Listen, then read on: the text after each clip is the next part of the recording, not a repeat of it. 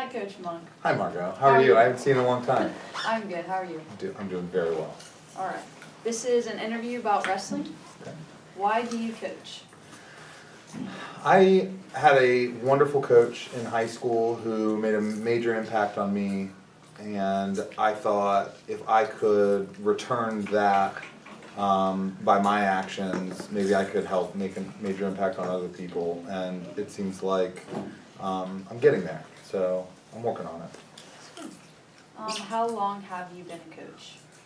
I have been a coach since I retired from competing, so I came back and volunteered my junior and senior year in high school, or in college, and then right out of college I was a head coach at my junior high that I wrestled at, so that was, I don't know, 10 years ago, give or take. Who do you think has improved the most so far this year? Who? Which individual? Yes. I would say, based on just straight improvement, it would be Wesley Radford. Wesley wrestled a lot in the off season. He traveled to different schools. He found competition and competitors just to practice, not even in competition. He asks a lot of questions. He does research, and so put all those things together, and he's done a good job of being able to produce that in competition. How do you motivate your wrestlers to do their best even if the odds aren't in their favor? So, first of all, I'm gonna say that they're not my wrestlers, they're Alexander wrestlers, and they represent the team, and I would say just to instill that representation of something that's greater than themselves is one of the many things that I try to do. And just to allow them to understand, as long as they continue to put the little pieces together, in the long run, the whole picture will be formed and they will be successful. And so just to try and continue to put those little pieces together will give them an opportunity to be even more successful than they already are at the moment. And with that, they do continue to improve. They see that improvement. They feel it when they wrestle, and they do it themselves. I don't have to do it from there.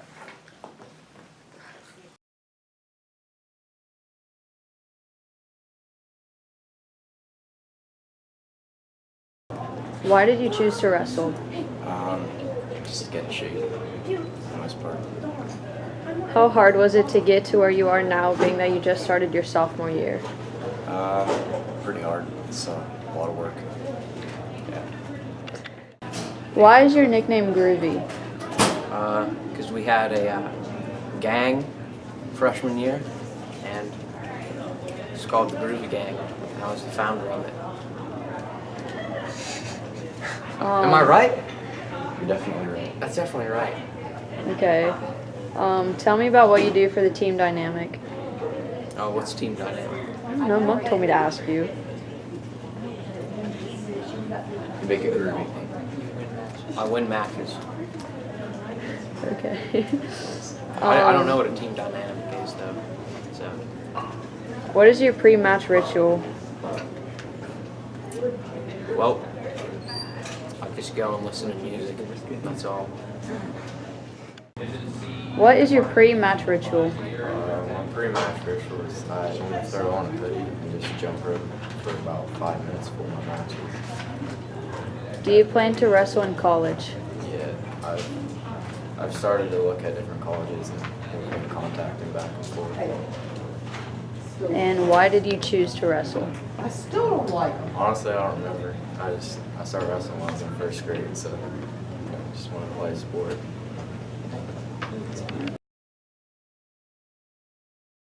How many years have you been involved in wrestling? Since I was in 6th grade, I had some neighbors who wrestled, and they were a little younger than me, and I was always kind of a smash and crash kind of kid, and I wanted to play football, and I wanted to wrestle, and I wanted to do all these things, but it just seemed like 6th grade was was the time, and I don't know how old I am in grades, so you can do the math one day. I was born July 4th, 1776, so America. How will you ensure that your athletes will display a positive sportsmanship-like image? That's something that I do a lot of. I try not to preach things that they already know. I try not to lecture. I try not to do things like that. And so to address issues as I see them arise is something that I do, but as well as allow them to be just independent representations of the program and of the school and of the community. And as I communicate that that's something that I expect from them and that I expect them to be leaders for the young ones coming up, it really translates well into I don't necessarily have to do it, I just give them that ownership and they carry that torch independently. So it's not me, it's them, it's the leaders in the program. I just let them know that they're the foundation of a long program, a program with longevity, and what do they want the future of this program to be, and they get to carry that themselves.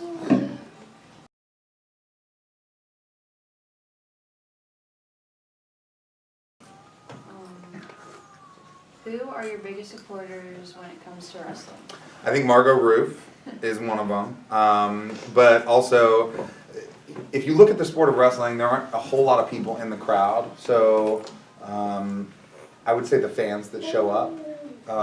The parents are tremendous supporters, and as well as businesses and communities in the area. I know Heiner's helps out. I know that there are tons of just little people that put big things together. All American Trophy is a business that, you know, at the drop of a hat, they're willing to help out and do things for us. You know, as well as, believe it or not, the other programs around. We help each other with mats, with clocks, with support, with whatever we need. We look to each other for help because we like to make sure that the sport of wrestling is continuing to grow and prosper. So it's just the community. What's your coaching philosophy? My coaching philosophy is too complex for the amount of time that I have right now, but I would say that it would be to, in as quickly as I can deliver it, to give somebody an opportunity, to facilitate an opportunity for them to be able to grow and become better versions of themselves. And I think wrestling has a unique way of doing that, whether it be in physical strength, technical attributes, or mental toughness.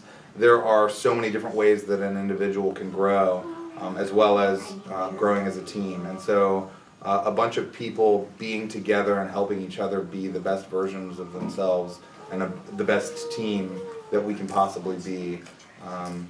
You know, how do you get that done? That's the question. That's the challenge. That's what I'm working on. So my coaching philosophy is to how can I do that best and get it done.